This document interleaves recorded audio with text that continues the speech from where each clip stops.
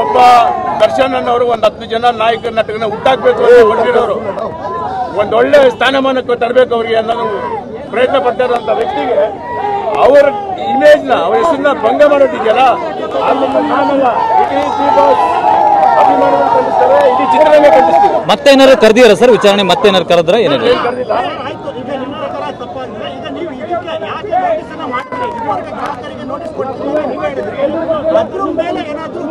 Court ಮೊರೆ ಹೋಗುವಂತದ್ದು ಆತರ ಕಾನೂನಾತ್ಮಕವಾಗಿ ಹೋರಾಟ ನಾವು ಫೈಟ್ ಮಾಡೋಂತ ಜನ ಅಲ್ಲ, ನಾವು ಫೈಟ್ ಕಾನೂನಾತ್ಮಕವಾಗಿ ಸರ್, ಲೀಗಲ್ ಇದೆ, ಕಾನೂನು ಇದೆ, ಲೀಗಲ್ ಆಗಿ ನಾವ್ ಯಾವ್ದೋ ಲೀಗಲ್ ಆಗಿ ಇನ್ನು ಮುಂದಕ್ಕೆ ನಮ್ಮ ಮೇಲೆ ಬೇರೆ ಯಾವ ತರದ ಆಕ್ಷನ್ ತಗೊಂಡ್ರೆ ನಾವು ಕಾನೂನಿಗೆ ಹೋಗ್ಲೇಬೇಕಾಗುತ್ತೆ. ಅದೇ ಲೀಗಲ್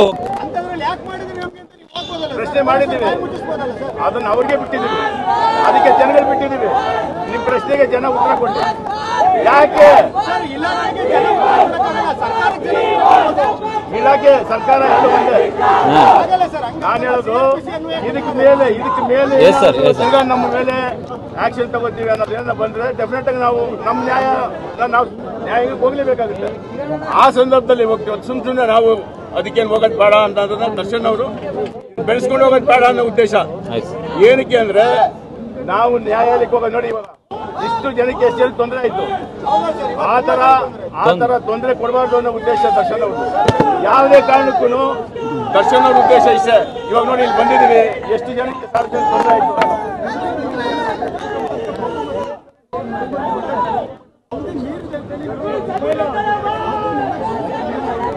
ಅಲ್ಲ, ಇಡೀ ಬೆಂಗಳೂರಲ್ಲಿ ಈ ತರ ಎಷ್ಟೋ ನೂರಾರು ಬಾರ್ಗಳು 1 ಗಂಟೆ ಮೇಲೆ ನಡೆಸ್ತಾ ಇದ್ದಾರೆ. ಯಾವ ಗ್ರಾಹಕರಿಗೆ ನೀವು ನೋಟಿಸ್ ಕಳ್ಸ್ಕೊಂಡು ಸ್ಟೇಟ್ಮೆಂಟ್ ಮಾಡಿದ್ದೀರಾ? ಅದನ್ನ ನೀವೆಲ್ಲ ಯಾರು ಕೇಳ್ತಾ ಇಲ್ಲ. ನೀವು ನನ್ನೇ ಪ್ರಶ್ನೆ ಮಾಡ್ತೀರಾ ಸರ್? ಅದಕ್ಕೆ ನಾವು ಕೇಳಿದ್ದೆ ಸರ್, ಅವ್ರು ತಪ್ಪು ಮಾಡಿದ್ದಾರೆ ಅಂತ ನೀವು ಅವರಿಗೆ ಆನ್ಸರ್ ಮಾಡ್ತೀವಿ ಸರ್ ಫೋನಲ್ಲಿ. ಅದೇ ನಿಮ್ಮ ಪ್ರಶ್ನೆ ಉತ್ತರ ಕೊಟ್ಟಿಲ್ಲ. 1 ಗಂಟೆ ನಂತರ ನಾವು ಕೂತ್ಕೊಂಡಿದ್ದು ಊಟ ಮಾಡಿದ್ದು ಇದೇ ತಪ್ಪು ಅನ್ನೋದಾದ್ರೆ ನಾವು ತಲೆಬಾಗೇ ಬಾಕಿ. ಎರಡನೇ ಮಾತಿಲ್ಲ, ನಮಗೆ ಒಂದು ರೂಲ್ಸ್ ಇಲ್ಲ, ಕಾಮನ್ ಮ್ಯಾನ್ ಒಂದು ರೂಲ್ಸ್ ಅಲ್ಲ, ನಾವು ಕಾಮನ್ ಮ್ಯಾನ್ ಅಲ್ಲ ಸರ್. ತಪ್ಪಿಲ್ಲ ಅಂದ್ರೆ ನೀವು ಹೋರಾಟ ಮಾಡಿ.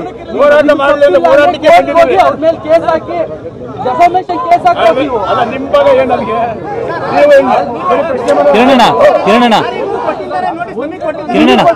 ಕಿರಣಣ್ಣ ಸ್ವಲ್ಪ ಕೂಲ್ ಹಾಕಿದ ನಗಡ.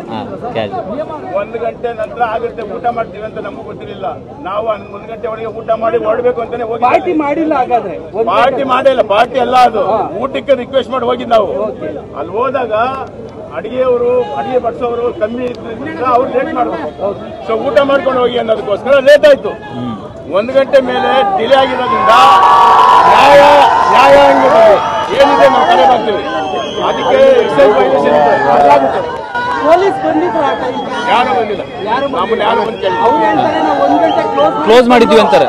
ಯಾರು ಆರೋಪ ಮಾಡ್ತಾರೆ. ನಮ್ಗೆ ಯಾರು ಬಂದಿಲ್ಲ, ಯಾರು ಕರೆದಿಲ್ಲ, ಯಾರು ಕೇಳಲಿಲ್ಲ. ಯಾರು ಬಂದು ನಮ್ಮ ಹತ್ರ ಯಾರು ಸರಿ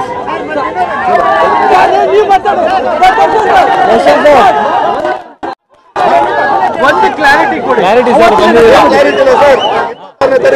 ಸಿನಿಮಾ ಬರ್ತದೆ, ಸಪೋರ್ಟ್ ಮಾಡಿ.